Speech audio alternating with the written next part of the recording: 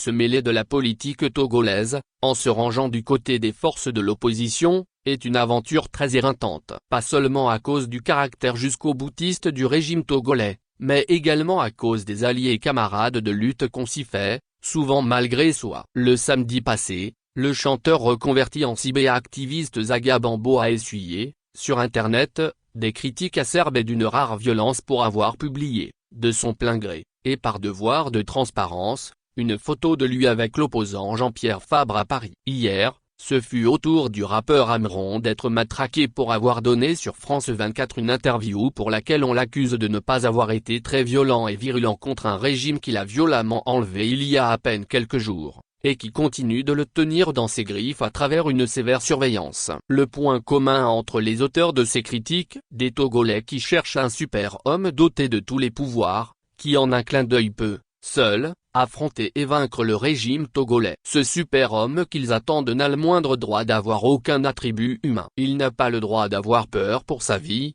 comme tout humain, de vouloir protéger la vie des siens comme tout humain, de ressentir de la douleur comme tout humain quand on le torture, de se tromper souvent comme tout humain, de faiblir de temps à autre dans ses convictions comme tout humain, de douter de lui-même souvent comme tout humain, de vouloir abandonner de temps à autre comme tout humain. Et que font-ils, ces compatriotes qui attendent le super-homme? Ils croisent les bras, et leur engagement politique ne se limite qu'aux critiques sur Internet contre ceux qui auraient dû être le super-homme qu'ils attendent. Ils ont, eux, peur de changer leur profil sur les réseaux sociaux en rouge, peur de marcher, peur de faire un post pour dénoncer leur situation, peur de témoigner publiquement sur leurs mauvaises conditions de vie, peur de s'associer à n'importe quelle initiative pour le changement au Togo. Ils ont les bras croisés et ont peur, attendent que de chanteurs improvisés, par les circonstances, en leaders politiques, résolvent, eux seuls, et immédiatement, sans la moindre erreur, le moindre moment de doute et de peur, la moindre phase d'incertitude,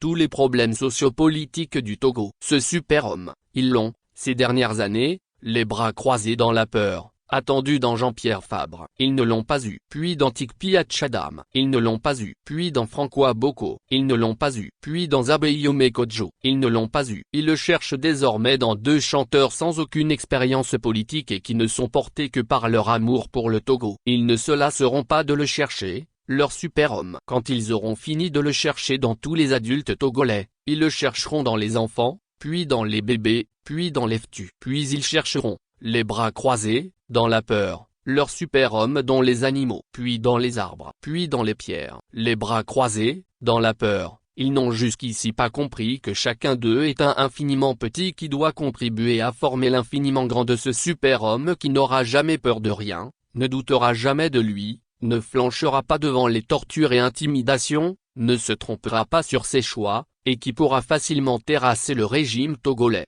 David Kpeli.